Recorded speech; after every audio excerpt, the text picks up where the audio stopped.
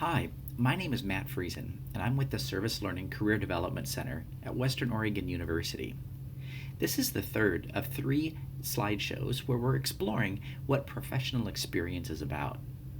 The first one took a look at what a professional experience is and why it's something you'd want to do. The second one explored all of the different types of things that fall under this umbrella of professional experience. And so now we're taking a look at this last question of where we go from here.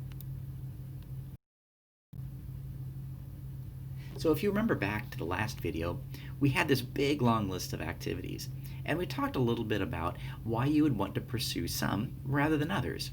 On the one hand, it would be great to be able to do these because they look like fun, and that's a great reason to do it.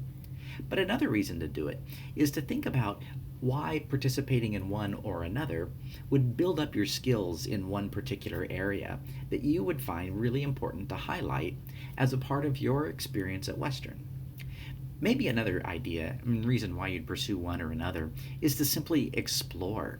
Being at university is a fantastic time to just try things out. Well, no matter why it is that you decided to choose one or another of these experiences, hopefully you've got two or three in mind that sound really interesting to you.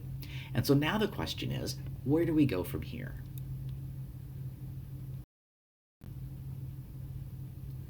Well, depending on which of these you chose, there's a bunch of different places where you could look next.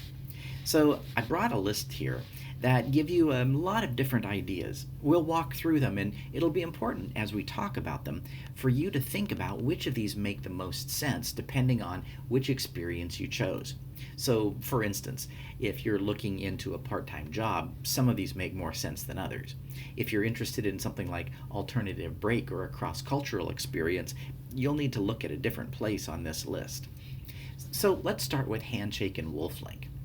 At the very top of your portal page when you're signing in here at Western, you'll see a little box where you can click and it says Handshake or WolfLink.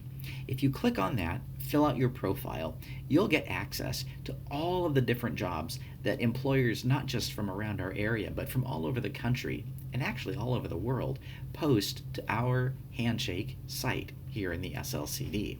This gives you a great place to look for all kinds of jobs, internships, and other opportunities out there. So this is usually the first place we tell people to sign up. Another really important place to look is to set up your profile on LinkedIn. One of the ways to think of LinkedIn is kind of a Facebook page for professionals. Actually, it's the third largest social media site out there with over 500 million people signed onto it. So it is a fantastic place to find out about opportunities. Another place that you could look would be on Indeed or Glassdoor or ZipRecruiter. These are also other social media job sites. Some of them are more helpful than others. I would definitely start with Handshake first and then go to LinkedIn. A third place that you can be talking to people about your professional experience ideas and how to take your next steps would be to talk with family or friends. People who are doing or who have done the kind of things that you're interested in would be a terrific place to start. Meeting with your academic advisor, also another really helpful place. Sometimes academic advisors, because they talk with so many students, have a really good idea about the kind of things that you could be doing next to pursue the sorts of things you're interested in. Talking with a professor is also a really important possibility. I think these are especially helpful for folks who are interested in going to graduate school or becoming researchers or are really fascinated with a particular area that one of your professors is into. One of the things that you could talk about as you talk about it with an academic advisor or a professor is to see if you could become a research assistant on a project they're working on. Sometimes they love a little extra help. It looks great on a resume, and you also really get to discover what it's like to be a researcher. Another great place is to get involved in campus activities and organizations. Talk to the people who organize those different types of activities and those different types of clubs. Tell them why you're interested and pick their brain a little bit about what you could be doing. And finally, meeting with the SLCD staff.